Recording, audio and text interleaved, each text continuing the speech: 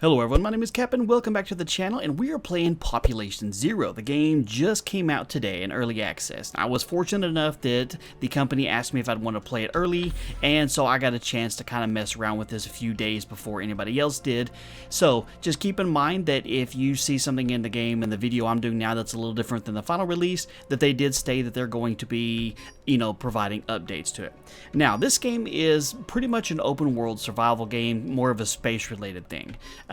This is your inventory situation you got down here. You got all of your places over on the left hand side. You can equip different weapons into different slots. You got your actual inventory backpack down here.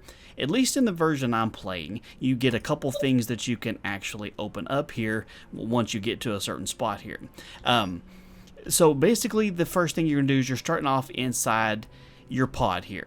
The story goes that back when Roswell had the aliens land in the 40s or whatever, we discovered a new alien technology. That technology allowed us the opportunity to try and explore the stars. And so fast forward multiple years later, we are in a situation we have to leave the planet. And so we get aboard a ship called the Artemis, and we're heading to Kepler, the closest Earth-like planet in another star system. That one's an actual planet, I do believe. And we crash land on here. Everything goes absolutely terrible. You wake up in a pod of your own. And the way this game works is, if you notice up at the top here, you got 6 days, 13 hours, 57 minutes left. These are real-time hours. And so after 7 days, if you haven't figured out a way to restart the generator or the core, the nuke core basically, and fix your own pod, you are going to be reset. Now, as you go through there, you'll find different things like this you can explore if you've never seen it before, and you'll learn what it is, and then you can gather all these. And of course, they do different things, like these geophytes I just picked up.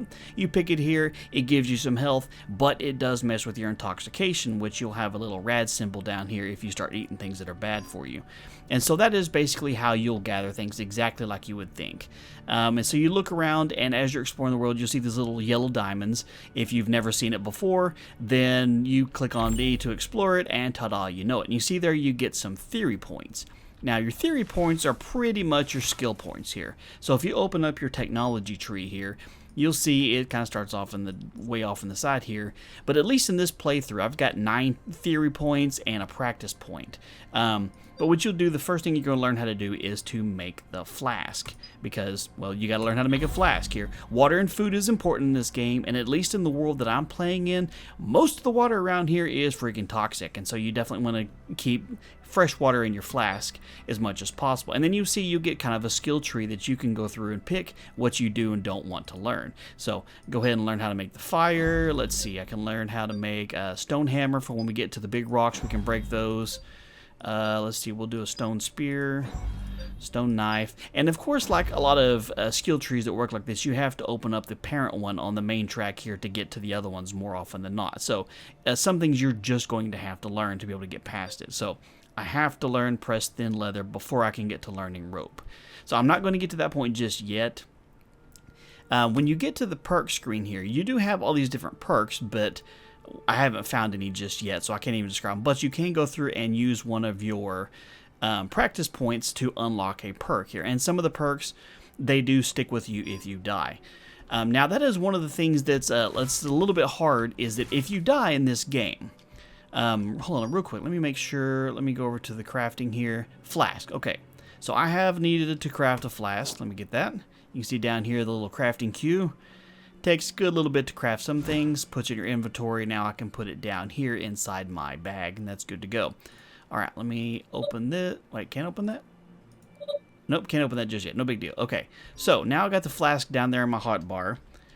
So what you can do is once you actually get to the water, you can either press E to drink it, and of course you'll fill your up water manually, or you can open up your flask and click on it, click on fill. Alright, so now you've got a flask full of clean water. That's something you're going to need. You're not going to find too much clean water once you get out into the world. Now, something else is, if you notice up in the top left-hand corner, there's like a slider that goes from human face to alien face. Anytime you die in this game, which I did die a few times in the first time I was playing through this, anytime you die, you have that slider go up a little bit. And the further it gets to the right, the less human you actually are, until eventually you become what they call a void. You know, a previous human that has succumbed to the alien world. Now, something else that's really cool about this game is a little bit different than other survival games. As you can see, I have 6 days, 13 hours, and 53 minutes left on this particular world. After you get to 168 hours, which is 7 days, the game will reset. The world resets into something completely different. Your character stats all stay the same, and any perks that you have, those all stay the same. I don't know exactly how much of your inventory stays with you, but after 7 days, pretty much everything's wiped out and you start over from scratch. So that's how you start off. You got this good sized tutorial of things it wants you to do to kind of get you into the game. Now, I am not necessarily, you know what? I'm not going to do it right now, but you can see right up over there, there's this humanoid looking thing.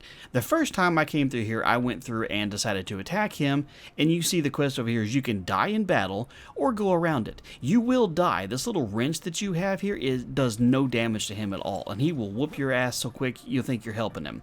And if you die, you go back to the last place you spawned in, which from here would be the original pod. So that's one of those things in this game too, is that when you die, you go back to like a previous checkpoint basically. And this will right here take you pretty much to the end of the cave, and you're continuing on your journey beating through the roots here. Alright, so once you jump off the ledge, you are in the savanna. The world itself has 7 different biomes basically to go from, and you'll end up navigating from one to the other just kind of get there. But you can see, let me see, right here we've got toxic water, so you definitely don't want to drink that. And the first thing it wants you to do, we can open up the map and see, is it wants us to get to the hub, which I believe is going to be way over here. You can zoom in a little bit, but you can see you got a bit of a trek to go down and around to get to the hub. The hub is where pretty much everybody else that survived is currently at here. All right, so we got some stones here. So yeah, this is pretty much just on the basics of any kind of intro game. Is you're just trying to gather supplies, learn how to make new things, and that's pretty much it. The game kind of has a little bit of a No Man's Sky feel to it as far as like the artwork goes. I think it looks pretty cool. It's third person only. There's not a first person. If there is, I don't know how to get to it. But you can see the game is quite stunning to look at here. I thoroughly enjoyed the artwork, the way this looks. Now, each time the game resets into a new 7 days, everything is supposedly randomized as far as like how the world looks, the different kinds of creatures, the different fauna you're going to run into, plant life, etc. And so every time you end up playing, you have something else to try and figure out. It's like learning a new game every 7 days, except for, you know, of course, all the stuff that you can gather. Things like that aren't going to really change. All right, so we got these things down here. I think these are called yetze. Let me get over here and get down to it. The yetze, they look like rabbits. They look like big rabbits, but for the most part, they're harmless. Let me get over here so I can show you what this little dudes look like. All right, we got something new here. What do we have here? Root stick. All right, let's get over here. Where's one? Here we go. All right. See, here's a yetze. Come back here. I'm trying to show people at home what you look like here. Come here. All right. See if any of your buddies are around here. All right. Now, something that you have to keep in mind is that the creatures kind of like to interact with the world. Look at this cute little thing. It's adorable, right? See, they're harmless right now. They're not going to do anything to you unless you attack them. But these things right here are like huts. So if you can explore it. You got this little yet den. As long as you don't mess with the dens, you can, learn what it is, but as long as you don't gather what's inside of them, they won't bother you. You can just kind of run right past them. They just kind of smile and look up at you like cute little rabbits here.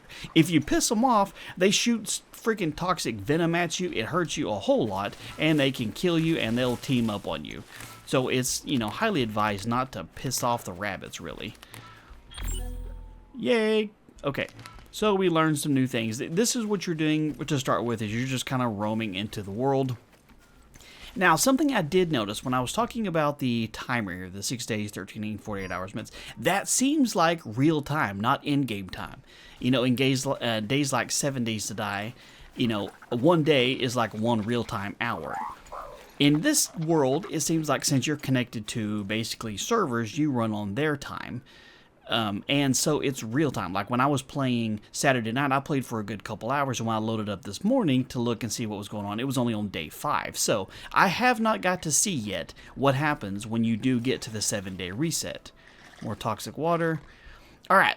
This is something that I died a few times by. I don't exactly know what these little things are called. They look like werewolves. That's kind of what I've just been calling them, basically. These blue werewolves. They're fast. They hit pretty hard. And it's just a little bit on the wonky side. So I've played a little bit into the game. Just, of course, I wanted to make sure I knew what I was doing before I got to it. But let's just pause real quick. And when I get to the hub, then I will show you what it looks like.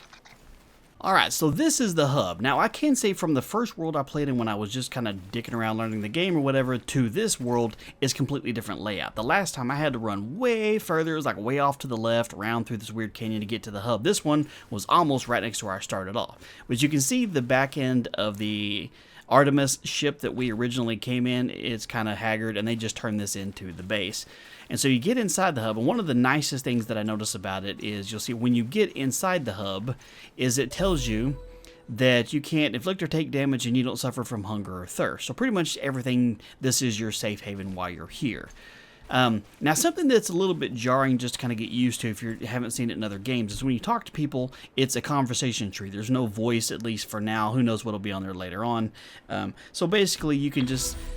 You get your first steps completed, and ta-da, you got a new quest, and now you have 168-hour rescue. 168 hours to get the hub ready, basically. After 168 hours, it resets. If you're not ready to go, you die. And he doesn't give you a whole lot of information. I'm not going to go through it completely. He's pretty much like, I got nothing to tell you, man. You're just going to have to figure it out. But you do have clean water here, so you can drink. It doesn't run out or whatever. So if you can also refill your flask here if you need to as well. Now, the food that you get, like I said, a lot of times what you'll have is stuff like this geophyte fruit here. And you'll also pick up some, like, rotting meat, and sometimes that you can cook. Let me see, put this on there. See, I also had the little scout belt that I had that it initially gave me, and I was able to increase the size of my bag down here, which is just your quick access thing down here. On the toolbar, you got your first 4 items. That's your quick weapons that you select over there, and 5 through 0 on the tool belt down there is your backpack items, these things down here. So that's pretty much what this is down here. Alright, so now when you get down to your quest, you're going to have different kinds of quests that you can go through. You can end up with dozens of quests at the same time. You can click between them, figure out what you want to do, and set that one as your active quest. Now, one of the things I actually do like is that it does give you waypoint markers for your questing. There's been a lot of games I've played that it's like, hey, here's your quest, good luck figuring out where it goes, and sometimes that's nice. But sometimes you got to figure out what's going on. So you talk to people inside the hub. They give you some ideas of what you're going to have to do. This dude wants you to go collect void tissue samples. And you see now up on the radar, or the compass up at the top, I have several different waypoints. All of these over here to an area I haven't been in. Now, each one of these is kind of a gridded area. You see, it's got like the little radar spinning here. It means that the quest is in that general area. I did do a chunk of this quest in my last world before I reset it. Here's a bonfire, so if you need to, this will show you all the stuff that you can possibly make there. You can click on all or click available, and it'll show everything that's down there. And then, of course, as you make your way through the base a little bit, you'll encounter, let's see if I can get to one real quick, things like this, which is a dryer that you can use just fine if you want to dry out some meats and make some jerky. Whoops. Wonky, jumping can be a little bit wonky sometimes, just because you jump like, well, it's low gravity, whatever. But you do have things like this right here, the workstation, that you have to be able to unlock things to know how to use those. And I believe, if I'm not mistaken, you'll see there's things over here like this, the distillery, that you have to get permission to use it. And so it unlocks another quest. And by going under your quests for the distillery, this will tell you what you have to do. You have to get spiral stems, peat, and limestone, which of course is just things you're going to have to get way the hell out in the map itself. And so I've got to play just a couple hours in this. Like I said, I've only got the game for just a couple days before it's released to the rest of the public. And, my honest opinion is the game is quite fun. There's a few little things that it takes some getting used to. you do, at least right now, you do a lot of running. I mean, you can see the closest one to me is like 450 meters that way. And so you're pretty much running real time. 400 meters is not that far, you know, about a quarter of a mile, I guess. But you do have to actually schlep it. And if you get close to these a-holes, then they will come up and beat the snot right out of you. And of course, when you die, you drop almost everything. Now, there are some times when you can get some of your stuff. If you go back to your previous death spot, you can pick up everything in your inventory.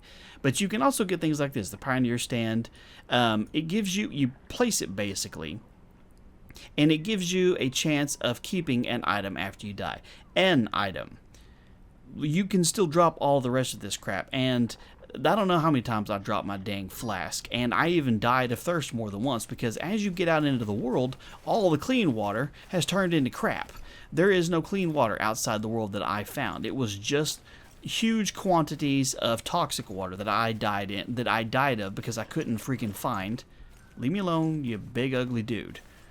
I don't know what that looks like. A campfire right up there. I'm not going that direction just yet.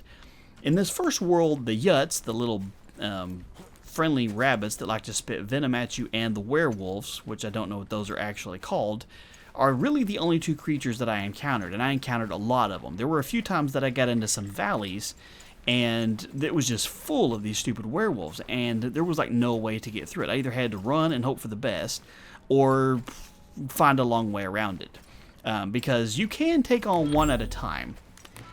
Geodesy +1, nice. And see, now I'm into the region of the red mosses. Now, it doesn't really indicate on the map where the different regions are, but different regions will have different things you can research and learn. You're going to have a lot of the same things, of course. The same kinds of fauna are going to be there pretty much.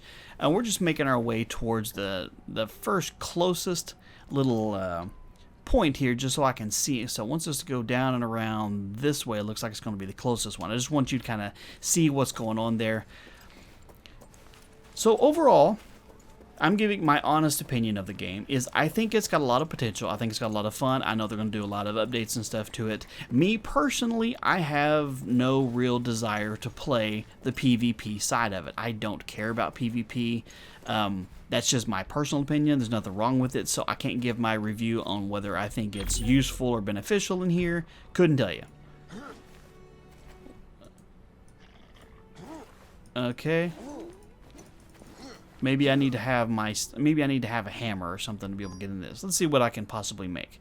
I can make a flask. That is one thing that I do like about the inventory system over here, is you can see everything you can make, where you can choose just available to show what you actually have the crap to be able to make. There we go. Alright, so when you open some of these up, you can see it gives you things like your standard medical kit, your standard ration. It gives you a few things to start off with here. Earlier it was been a little bit wonky with that, but see, now it gave me a whole bunch of supplies, so I can make things like, let's make a stone hammer. Takes 5 seconds to craft. That's not too long. And of course that used most of my supplies there, but you can put this up there now, and now I can switch back and forth between them. Let's see if I can get in there. Hey, equip your hammer. Okay, alright, so you don't like me attacking that. Okay, fine. We won't attack it anymore. I don't know why it's not letting me attack that. Oh well, that's not a big deal. But anyway, so yeah, PvE is something I thoroughly enjoy. PvP is something I couldn't possibly care less about, so I don't really worry about it. So you'll have to wait on somebody else's review to see how the PvP side. This is something else that's a pain too, is since you can't see how far too far in front of you from where you've been, you really can't tell where you can and can't go up. It looks like you can go this way on the map, but of course it's a waterfall, so now we got to go down and around the long way just to be able to get over there. That is something that took me the longest when I was playing a little bit the first time, was realizing how far out of the way I had to run. So the map may show, hey, it's only 179 meters to get there. Yeah, but you run like 6 miles around the outside to be able to get to it. But, you know, that's open world survival. That's not a negative. That's just the way the world is. I mean, take it as you will. All right, so we got some werewolves over here. Leave me alone, leave me alone, leave me alone. Ow! I'm gonna whoop your butt. Ow.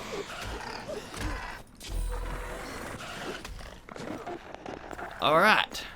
This is called a var. All right, let's go ahead and gather that. You get some bone and some meat from them. Okay, so that's what it's like when you attack one of them.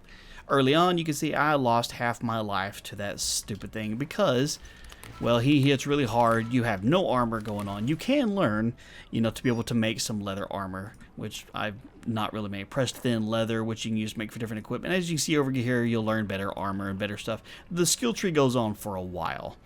I'm not worried about using the points right now since I'm just kind of showing you guys. I'm not doing a full active playthrough. Let's see which direction here. I need to go that way. Let's go up here real quick and kind of see what it is.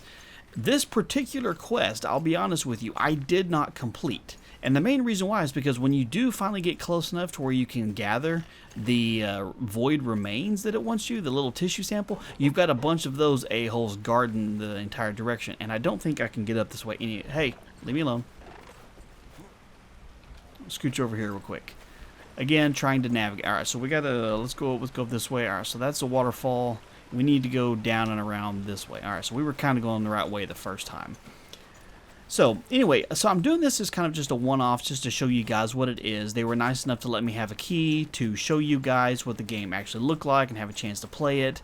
And do I recommend it? Yeah, if you like open world survival games, I would recommend it. It's definitely a lot of fun. If you're into PvP, I'm guessing that's going to be a huge part of it and be a lot of fun. Of course, you're going to have, you know, deal with, hey, leave me alone, deal with other people, but, you know, that's just part of it. All right, so what do we have here? All right, so there's one of the void. Ow, leave me alone, dude. I'm trying to gather up some crap here. Leave me alone. You can't run indefinitely. Eventually, your guy starts sucking eggs, and you can't. Leave me alone. Ah! Oh, crap. Nope, we're going to die. I can't outrun him. Leave me alone. All right, let's get over here. So, all right, so here's an out. Nope. Well, we're going to die. This, what I mean is like when you do get into an area here where you actually have stuff to collect. There you go. Now, this is what happens when you die. You can kill yourself or you can just bleed out basically in 30 seconds if you want to watch all the carnage. It's nice that they ripped off my clothes. If you found and activated a cocoon, you can spawn in there. You can go back to your default. And random, I haven't been able to see yet. Default spawn, you can see it put me back inside the hub. So all that distance that I just ran to, way the hell over here, that's where my tombstone is. So if I run all the way back over there, I can get all the stuff that I had with me. Now you can see my weapons that I brought with me, I still have. And my flask, I still have. But you can see a chunk of my inventory is gone. It was nice enough to let me keep my medical kit, which is nice. Let me see, I do have a helmet. I could put that on. It kind of looks like I have an old Prince Valiant haircut here instead of just a regular helmet, but that's pretty much it. So, anyway, this was just an early look at the game. I'm not going to do a series on this, or at least I highly doubt it. It kind of just depends on you guys. I mean, if I get, I don't know, 5,000 likes on the video or something, I might start a series and see how it goes, but that's probably not going to happen, so we'll just leave it at that. 5,000 likes on this, and I'll play some more of it and do kind of a series. Let's get up here and just kind of look around at the vast scenery, because it's pretty. See if we can balance up here. Nice. That's very nice right there. So anyway, go ahead and wrap this one up here, but I hope you guys enjoyed the video, get a good look at what the game is like. Now, there's a lot more to the story, of course, that I haven't even got to yet. This is just an early look before the game came out.